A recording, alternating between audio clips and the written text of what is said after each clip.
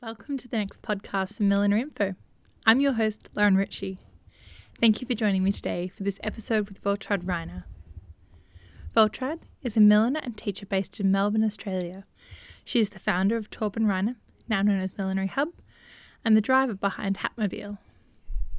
Thank you to our wonderful podcast sponsors, Be Unique Millinery, Hatters Millinery Supplies, the Millinery Association of Australia, Katherine Cherry Millinery, Hat Academy, The Essential Hat, Hat Atelier, Louise McDonald Milliner, That Millinery, House of Adorn, Lifted Millinery, and Hat Mags. You can find a link to each of these businesses in our show notes, through your podcast app, or on our website. If you've been enjoying listening to this podcast series, I invite you to show your support through Patreon. There are 2 tiers that you could select from, either being a podcast sponsor or a supporter. You can find out more or sign up at www.patreon.com/millinery.info. I hope you enjoyed this episode with Waltraud.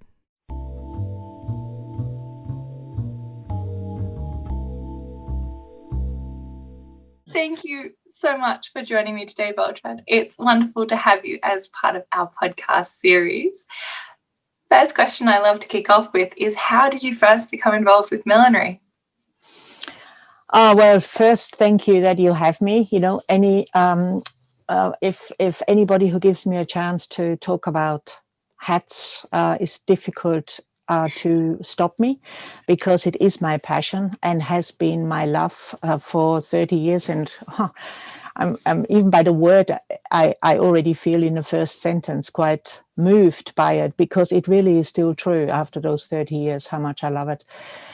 And I think I'm moved by it because you are asking, how did I get into it? It was the search for my vocation in life. What was my purpose? And I am Austrian born, as many people know, and some might notice with my accent, which is hardly there. Not. Anyway, I did a fashion degree in Austria, and after I had finished that 4-year degree, I felt very much lost and never felt at home in the scene, because we're talking 70s here, and the 70s were very much about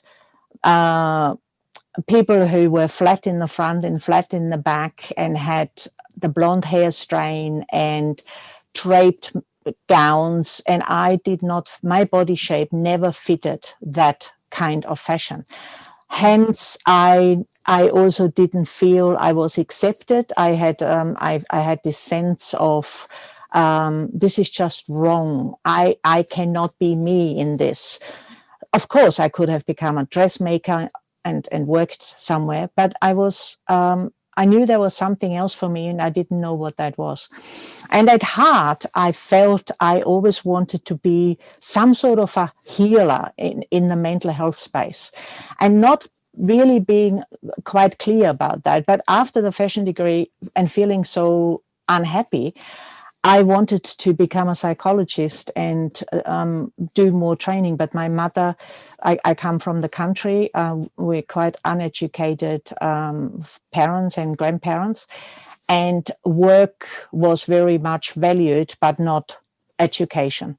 And so my mother was not willing to support me for more schooling, because in her eyes it looked like I was lazy, didn't want to work, and just wanted to go to school, as if that was, sort of losers went to university and studied because they didn't want to work. And so I left home and left with $8 in my pocket and a free ticket on the train, because my father worked for the train company. And I ended up boarding the first train to Germany. And I ended up in a place which I stayed in for 6 years. Wow. I did waitressing, and I sold cosmetic, and I became a ski instructor, and in summer I would lead people into the mountains, sort of being a bit of drink lots of schnapps and entertain the guests. Yeah, right. And I wanted to save money for my education, but after a couple of years, I thought, no, I'm going to be happy here forever. I do not need anything else. The privilege of people in the 20s. And then after 6 years, my heart started to, and when I say heart, I'm actually meaning that space around on underneath the heart, in the gut. And it's almost, and I know we all know about that gut feeling, and we often push it down or we don't believe it. But that gut kept saying, move on. This is not where you're supposed to be. This is not your life.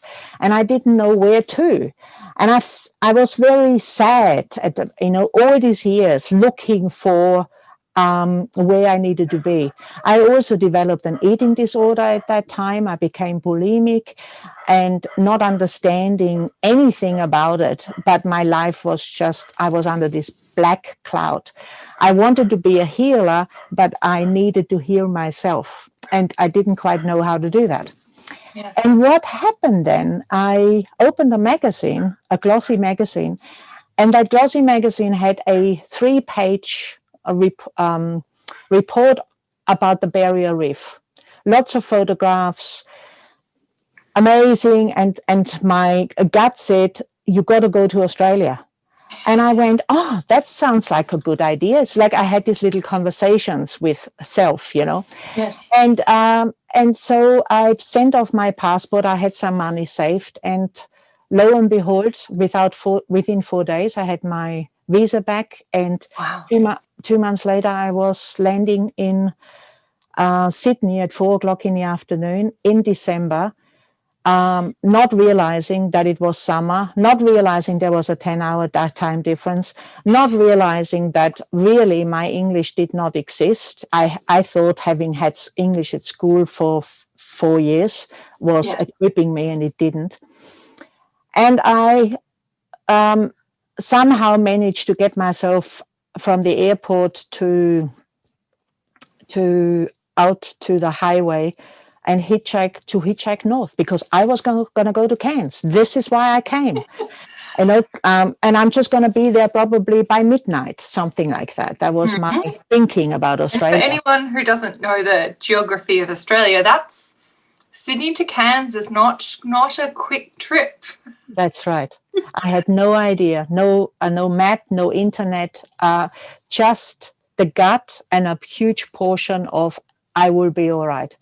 And for 2 months I cried. I made it as far as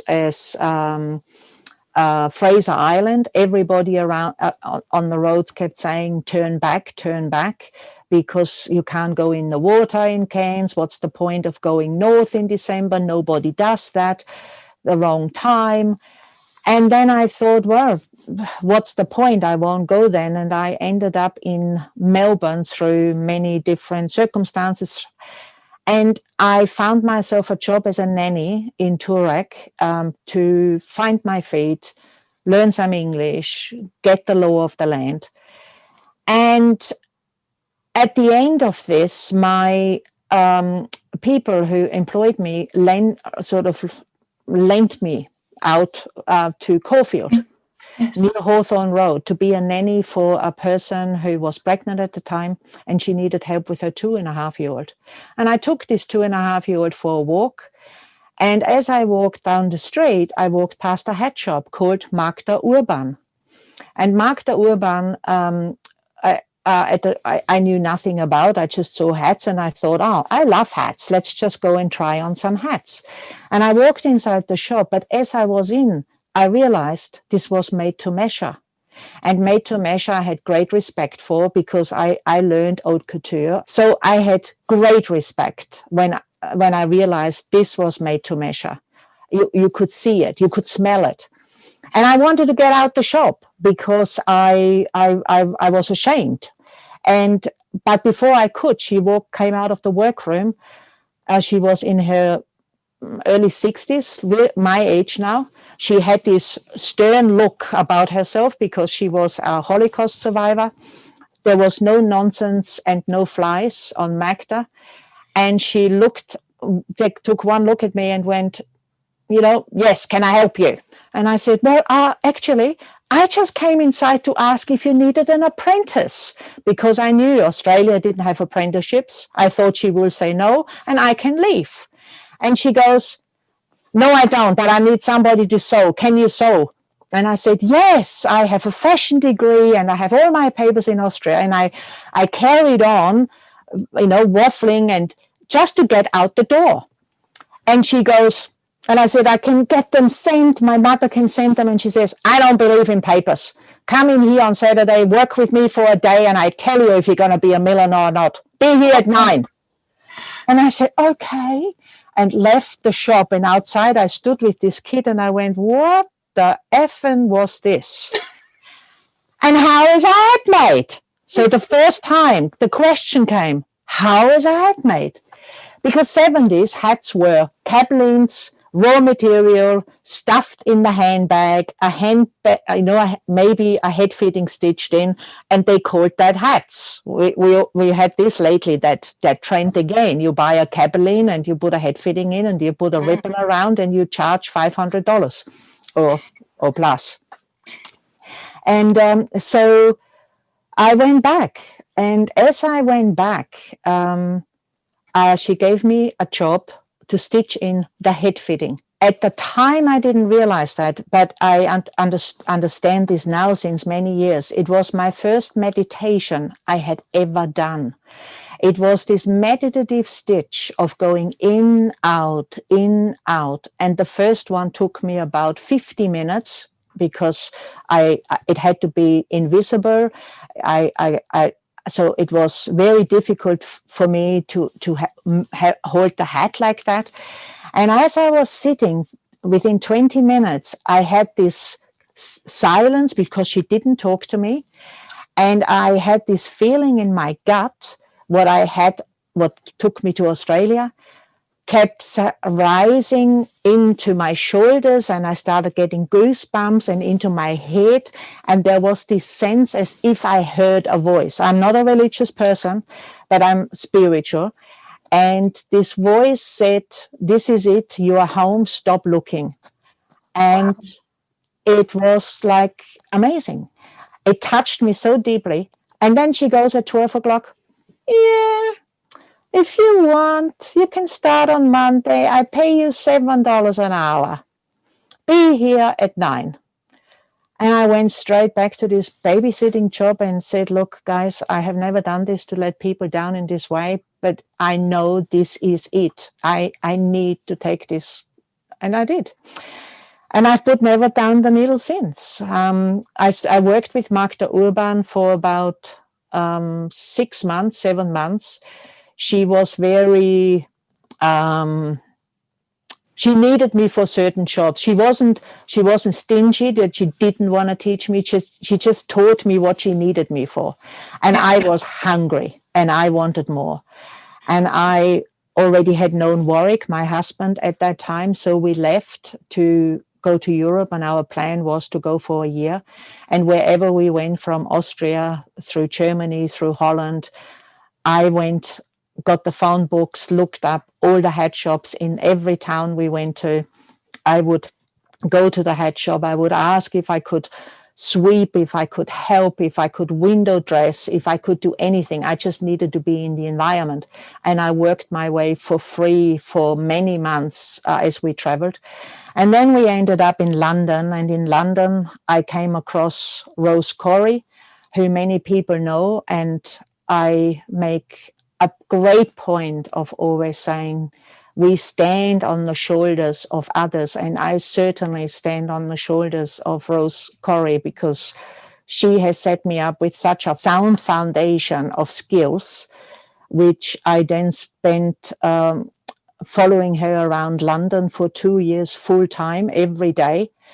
And then I worked for Philip Somerville for 2 years and carried on going to 2 years, and carried on to evening classes with Rose Corey when almost every night. It's an amazing story. And from working at Philip Somerville's, what was the next stage for you? Because you've eventually returned to Australia. What was the next step for you? When I worked for Philip Somerville, I then got pregnant. And I could take Toby to, when he was born, I could take him still to my classes with Rose. He was with me in every lesson, but I couldn't take him to work. So I needed to stop work. But the workroom at Philip Somerville's has taught me a great deal of skills, also a great deal about workrooms and how cruel they can be, and how, you know, the rag trade is not necessarily all what it is made out to be. I mean, Philip Somerville, for example, he didn't have a clue how to make a hat. He relied on his women he had in the workroom, which were amazing. The head of workroom being French, and there were several, well, most, I was the youngest there.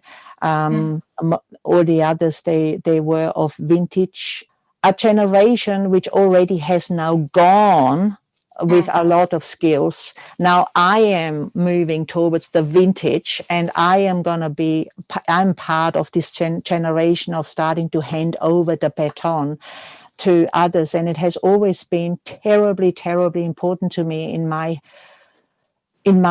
career to teach people everything I know and can, for that very reason, as Rose Corey did with me. Rose Corey not once said, I can't show you that, or that's not for you. She would go out of her way to teach me whatever I asked, which I cannot say from the workroom. The workroom set you up to make mistakes. They knew that when you made a mistake, that you had to undo it, or they had a good laugh because you fell into a trap. But it taught me, and so I would not want anything to not have happened, because I believe that any lesson you get, any learning you get, any teacher you get in your life is going to teach you something, even if it is something how not to do something. It's a lesson, and that's really important. Absolutely. But for me, it was and is still, skills need to be shared, because if you do not share the skills, they die with you. And it can only stay alive through storytelling, and the storytelling, or the telling through making. This is how you keep it alive. This is how you help others grow. And what brought you back to Australia, or when did you come back? Well, I came back then to Australia after 4.5 years or so. Toby was a little dot. He was 5 months old. And Magda Urban at that stage had for 2 years been saying to me, come back, take over the business. I think you can do it.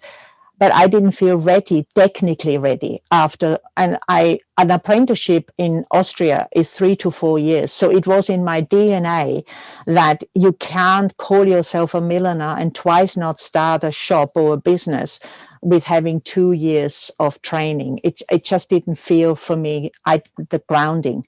I know things have changed, but at the time I wouldn't have.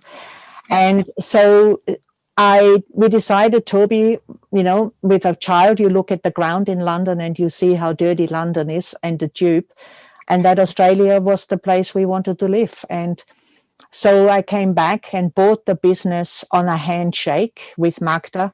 Magda, we had a piece of paper where we would tick off every Friday. She would come with a challah and bring me the bread for Shabbat, and would take away with the other hand whatever I could give her. It was only cash and check. There was no GST. It was very easy to do business, really, in the early 90s. And we lived behind the shop, and very, very quickly it became apparent to me, number one, I had I had bought a business in the heart of Caulfield. I am Austrian born. I'm not Jewish. Magda Urban was my rough diamond, who believed in me, who saw something in me and trusted me. Yeah. And gave me a go. So she is another woman, shoulders I'm standing on. Yeah. Oh, I think you can hear that. Such a beautiful, and for her to have that faith in you, to know that you could continue what is her legacy, is a really lovely and very trusting thing. Yeah. It's amazing. Yeah. And also not to kind of, run off or not come through with the money in the end. And we didn't need lawyers and we didn't need accountants. And there was just, I think she had developed such a sense when you come out, I think, as she did, surviving Auschwitz, and she lost her family in Auschwitz, you kind of develop a very much, as we would call, a bullshit a thermometer, measuring device of who you are dealing with. And then having the shop then in Melbourne, in Hawthorne Road, was very much, I dealt with a third of my clients was the Jewish community for bar mitzvahs and call-ups and weddings and shul and high holidays. And the other part was the Melbourne Cup and the races, and which at the time we made hats for a set of clothes just in case the weather was good. We made straw hats, and just in case the weather was bad, we made felt hats.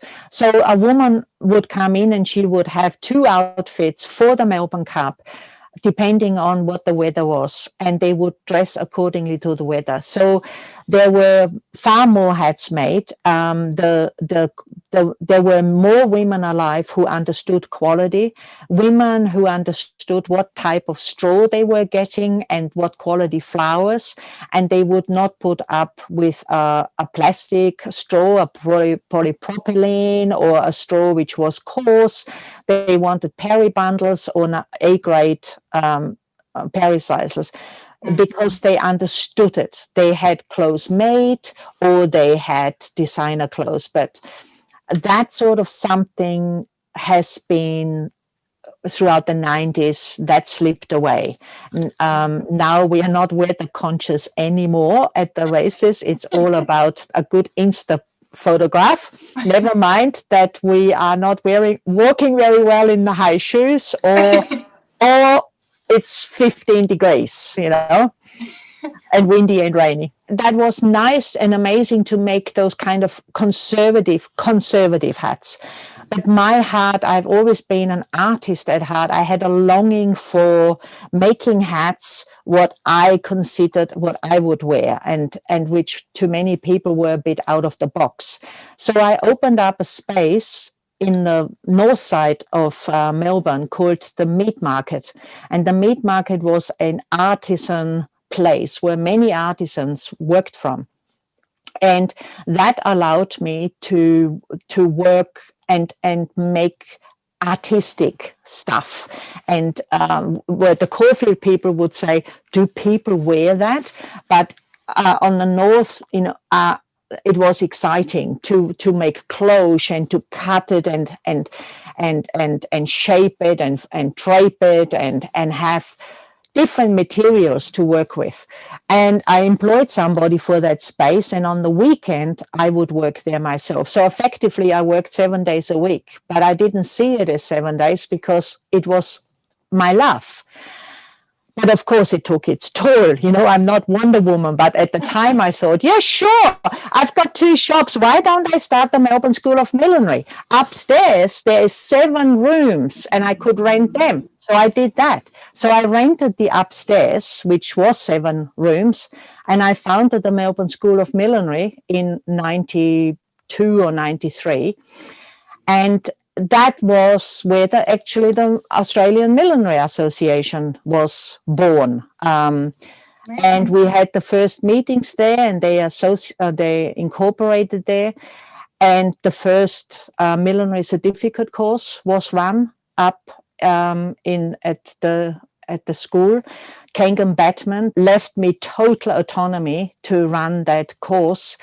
Out of that came Kim Fletcher, Rebecca Scher, Georgina Carnade. Kim Fletcher started out having a little sort of corner in the shop over at the meat market, where I always displayed the milliner of the month, the best student or promising student. And then in 97, I, of course, started getting tired, but, being the stoic, tough Austrian who is not allowed to be tired because you come from a stoic, working, farming family, then all of a sudden the rug got pulled out from underneath us because of my husband's accident. He had an accident, and he, as a result, suffered a spinal cord injury, which rendered him complete paraplegic, and which happened now, 25 years ago or something like this. Children were small, 5 and 8, and that changed the course of my life very much. As it would. Yes, as it would. But to good things, It's. I carried on teaching. I sold the business in Caulfield. The Meat Market Craft Centre was, unfortunately, at the time, because of politics, they closed it anyway. So we had to move the Melbourne School of Millinery, and that was, for me, in a way, it fitted for me, even so it was sad, but I couldn't have done anything else at the time. Kangan moved to a high school, and I carried on teaching for them for 14 years. Wow. But my mental health really started going down. I was keeping afloat with the stoicism. My husband also became quite depressed. And then in 2000, there was sort of the crunch point, 2001, where I had reached bottom, where I knew I was on the verge of cracking. And I didn't know what that meant. I didn't know, did that mean the ground would open? Did it mean I'm going to dissolve in a puddle of tears? Did it mean I would kill myself? There was no understanding. It was just this strong feeling. I am breaking, and I don't know what to do. And that was the beginning where I really felt then that when I came out of it, that I wanted to be very active in the mental health field. That everything I had done throughout all my growing up as a child and developing the eating disorder and being different, when you're different. I was different in the country, and people today still consider me as different. And it was hats what helped me through it, and the making of things, and the expressing my sadness and my despair and my sort of lost hopes when you have drama in your life. I'm not the only one with drama. There's people who have lost children and sons and daughters to suicide, cancer, husbands. I hear it all the time when I travel in the country, how despair drives people to suicide, and they shoot themselves, hang themselves. And it is devastating because you just don't know at the time what to do. And for me, I had art, and I cannot say often enough how the making hat making, for me, it's hat making. That's, that's the closest I will ever get to the brain with a hat. But it is the hats, the color, the textures, the stitches, the losing yourself in the doing, allows for well-being. It's beyond making money. Of course, it's a business as well, but many people who listen to your podcast, they probably might be hobbyists or might just do it for themselves, might have done it, and I would be surprised that they don't know what I'm speaking about, that it touches something in us.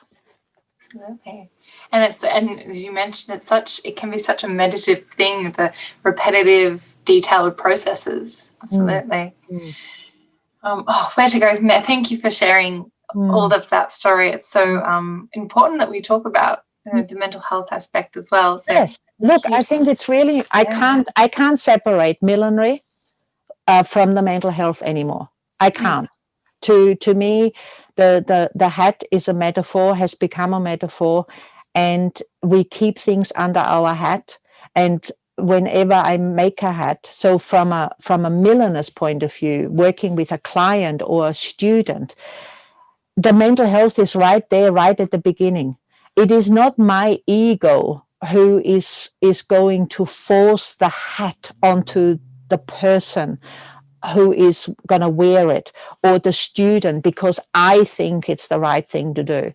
It's important to support, to feel and find out who is that person in front of me. Are they able to step out with what I have in mind for them? Because on the day they are alone, that is where the mental health already starts. If we can recognize that it is the person who needs to wear it, the person who is going to wear it has to bring it alive. And if they are going to be drowned in this hat because the hat is so big, or the hat is too small, or the hat is too fashionable, or too loud, or too whatever, then the person underneath is basically the carrier and not the one who breathes life into a hat. And I have always, I've been known to say that the wearer breathes life into the hat. And that's what I mean by that. It's the hat is a dead object when it sort of just sits there. But it is you and the clothes and your smile and your stride and your eyes, and all of that is an addition to the millinery, to the making. So it's all of that. And that led you to a project that you completed a few years ago, Hats for Happiness. Could you tell us a little bit about how that came about and what the project was?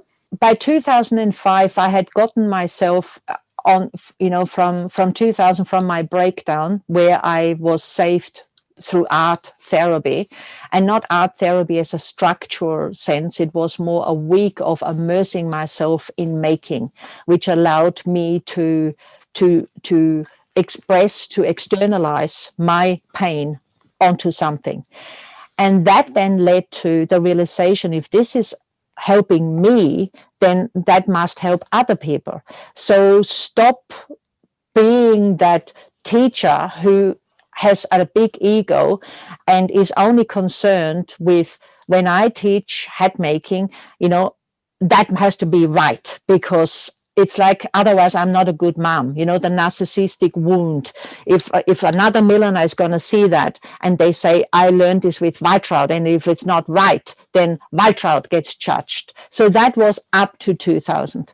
And from 2000 onwards, it went, no, this is not about me. This is about the person, and what can the person actually do, and how much can the person cope with, and that I become the vehicle for them to be their own vessel, that they could fill themselves again, because most of us run on empty or become empty at a stage in life.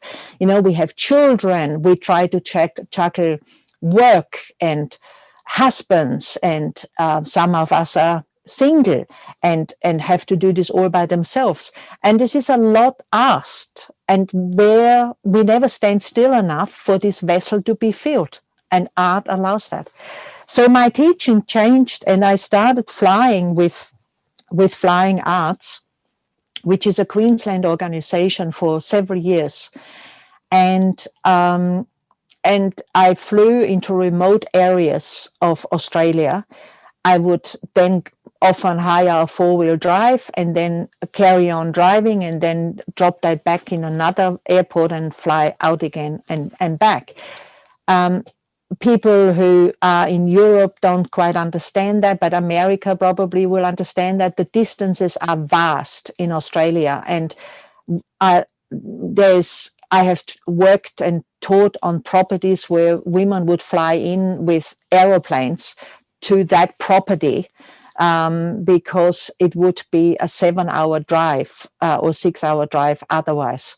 So I then decided that I wanted to maybe do a road trip, because I knew if I would hire a camper van, I could do many more people. So I took my daughter out of school. She was 12 or 13, something like that by then. And we drove for 2 months, all of Queensland. We did 28 communities. That was in 2005. And at the same time, I raised awareness and money for Beyond Blue, which started the Blue Hat Project, raising money and awareness for depression. And that was sort of the beginning when Australia started getting a taste of it's okay, let's maybe speak the word depression. The stigma is much better, and we talk much more about that now. But that was that trip. So I would make hats, and every town I would roll into, and at night I would set up a display for Beyond Blue, and people would come and listen to my story, what it took, about how I dealt with my eating disorder, and how I dealt with the accident and the children, and what that meant. Because often we forget it's the victim. Often he gets all the attention, but the carers, they sort of fall off the wagon. And for the carers, often it is, well, that's your job, that's what you have signed up for, and that in itself, has got consequences. And out of that sort of morphed then into the Hats for Happiness books. First, they were people would make hats from all over the world, little hats. They were given a theme, and they were sort of like enticed to think around, what does it mean when they hear chaos? What does it mean brainstorm? What does it mean to them when they think about mental health? And how could that be expressed in a hat? And they would make little hats, put a little story with it, and we then published those books and sold them in an auction, and the money again went to mental health organizations in Australia. And Hat Week, which is my registered company name, was registered in 19, I can't remember now, 2001 or something. But we registered Hat Week, which was the first week in October, is the mental health week in Australia, and Hat Week encompassed the Blue Hat Project and the Hats for Happiness and Hat Walk, and everything was around get out your hat, go for a walk, raise some money, and again, what hats are you wearing? What do you keep under your hat? Does the hat fit? And that brings me back to the beginning. The very first thing I did was the head fitting. The head fitting, what makes the hat fit on your head. And if the hat doesn't fit, you have to either make it larger, smaller, or put in a new fitting. And the metaphoric hats we wear in life need the same thing. They need to fit. If it doesn't fit anymore that I am a person who runs a millinery supply, what I did for many years, then you have to let go of that hat, sell the business, get on and do something else. that was which was very amazing, and I loved those projects. And again, it was very hard, laborious work, and without the people who supported me, helped me, made that happen with volunteer hours, I couldn't have done it. It's very well to say I did all this, but I didn't do it alone. There was always people believing in me, as from the beginning. Rose in London, Magda in Caulfield when I was in my budding late 20s, and then all those other people who kept sort of blowing wind under my wings. It's amazing. And you mentioned in there Torben Reiner and the millinery supply business. Where did that fit into the puzzle? How did that start? Because that's another amazing project which you built up. Yeah, well, that in 2000, again, it all sort of started changing in 2000.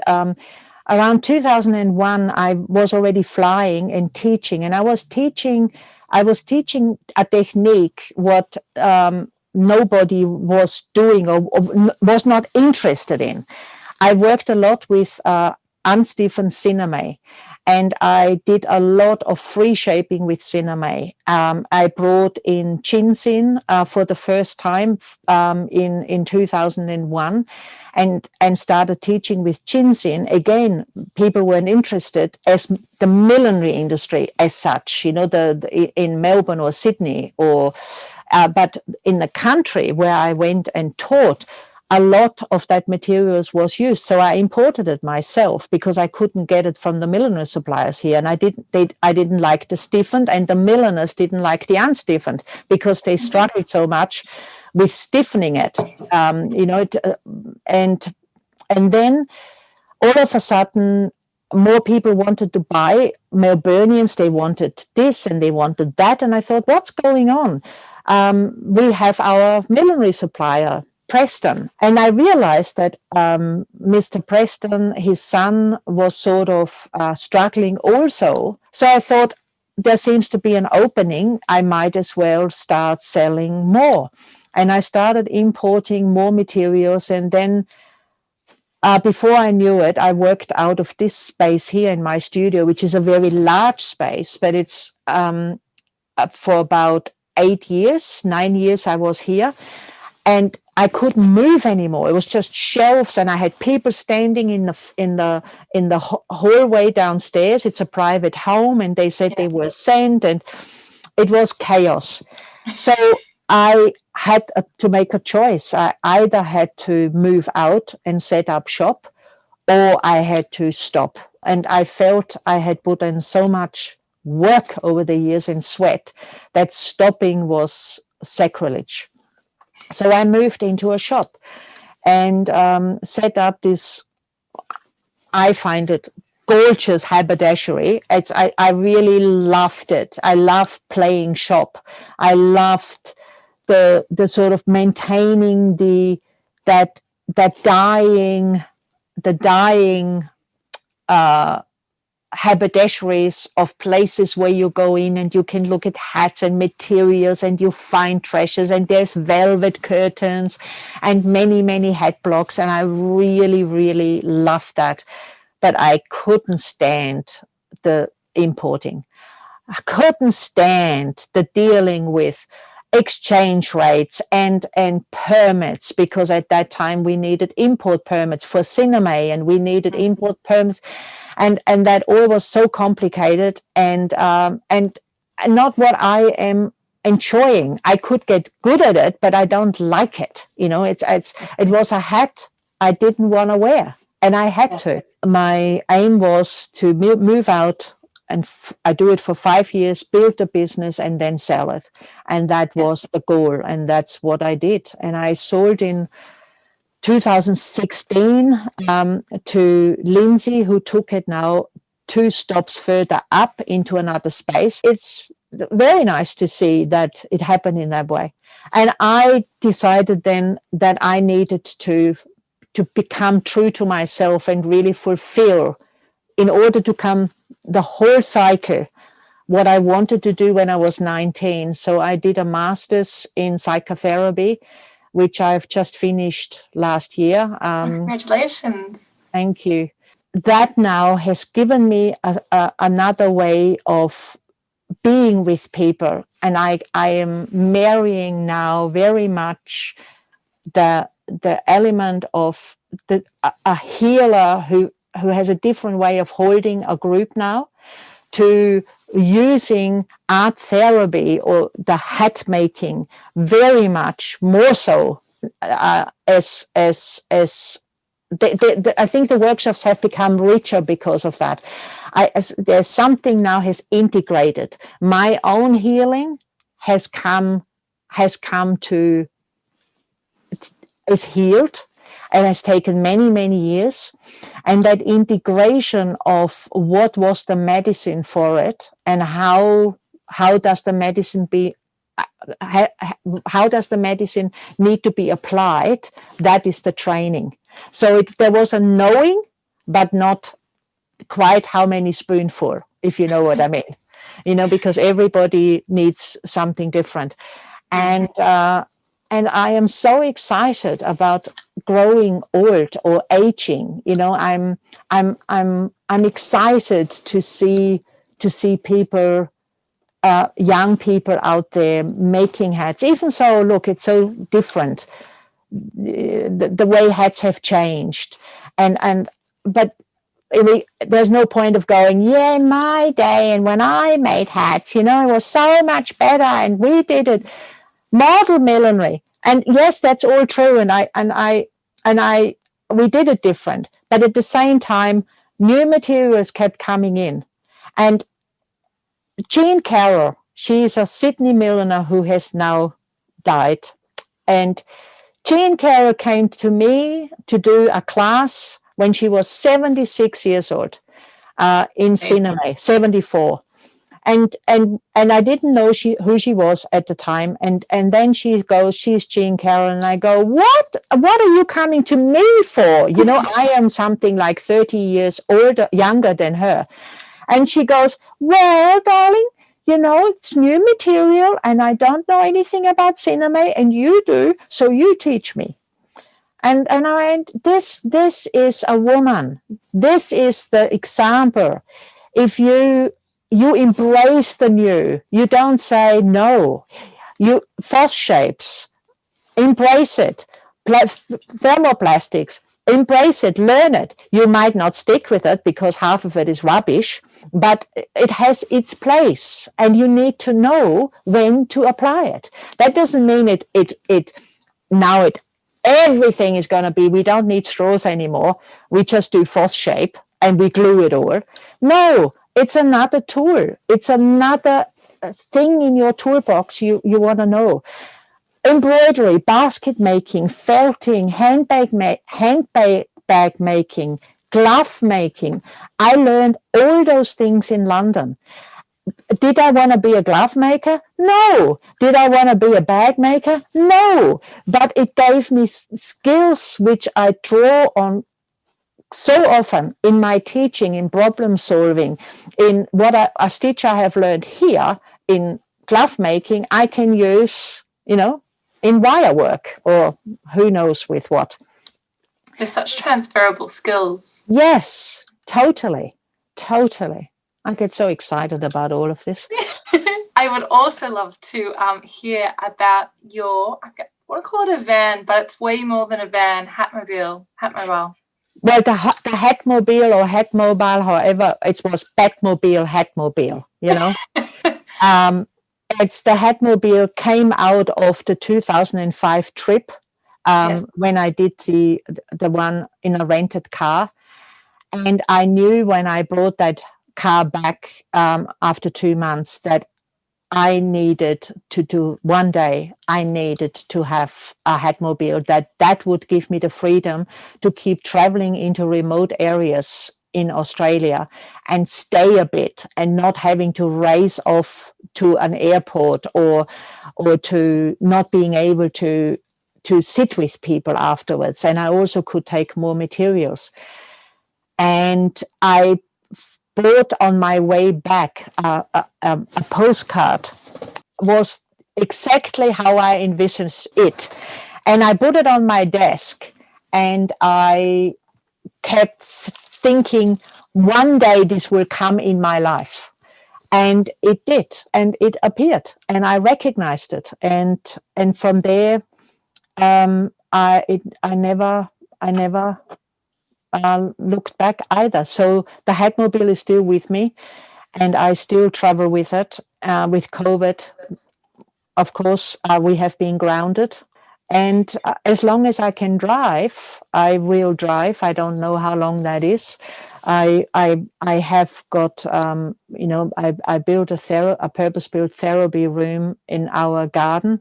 So I have both those elements of, if I can't drive anymore because my eyesight is so bad, then I hope I can listen into my 80s, because the healing aspect is really something in me. It's a gift I have to acknowledge, as I believe also that we all have a gift. And looking forward to, obviously, restrictions at the moment. You'd love to be out on the road, but with the exception of that, what are some of your upcoming projects that you're working on at the moment? I'm carrying on doing webinars, and I have set up over COVID, because I can't travel. I set up a film studio in my workroom, which consists of several cameras, which allows me to really show people from every angle and close up the work, and to give them as much quality as I would give them if I was there in life, in real with them. I film little sequences, and I've got a website, like apart from the Hatmobile website, I also have a website where people can become a member and pay a membership. And there's content, every content which gets uploaded is just a growing library.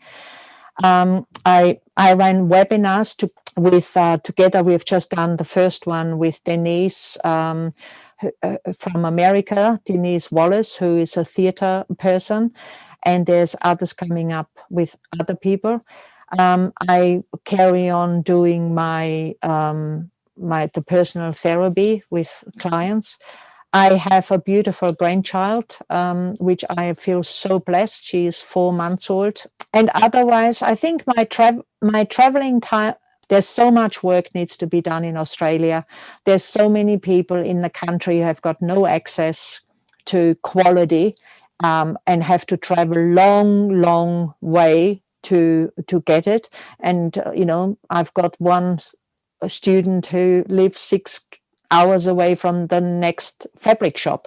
So it grounds me. The country is in me. You can take the girl out of the country, but not the country out of the girl. It does ground me, but I also know that is a big part for people's well-being and mental health, that we are not connected to the land or to nature. And that is really important for all our well-being. We do need nature, and do that in a hat, put on a hat, go for a walk, or do some stitching in the park. This is really, really important. And for me, this is, if I can travel again, that's where I will go. And with the internet now, we all have been forced to learn to be on Zoom, to have some sort of a platform. We are not so afraid of it anymore. It gives great opportunity for people to connect and to be together rather than be apart. And I want to say, Lauren, I'm very, very, very understand how hard it is to reach out to people, because often people say, "Oh my God, you were talking to me," or you,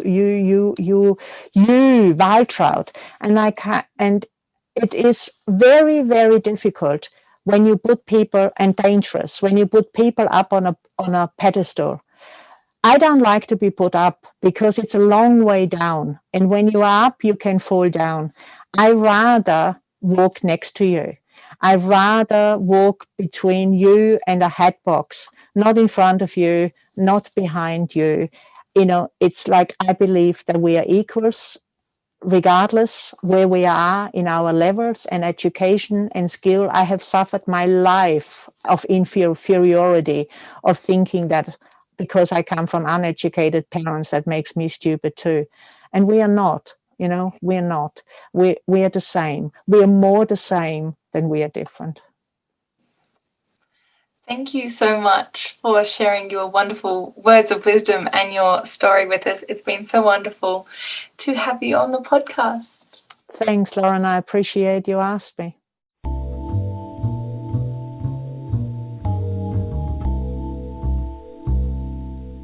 Thank you for listening to this episode of Millinery.info with Waltraud. I'd like to thank our Patreon podcast supporters for making this episode possible. These amazing businesses are Be Unique Millinery, Hatters Millinery Supplies, the Millinery Association of Australia, Katherine Cherry Millinery, Hat Academy, The Essential Hat, Hat Atelier, Louise McDonald Milliner, That Millinery, House of Adorn, Lifted Millinery, and Hat Mags. You can find a link to each of these businesses in our show notes. That's either on your podcast app or through our website. We really appreciate their support. You and your business could show your support and become a Patreon of Millinery.info. There are 2 tiers. A podcast sponsor, which means your business or event is mentioned in our podcast, linked to through the Millinery.info website, and in our monthly newsletter. This starts from just $15 per month. The other option is the supporter tier, which is from $5. It's for those who would like to more quietly show their support so we can keep producing the content you see on Millinery.info.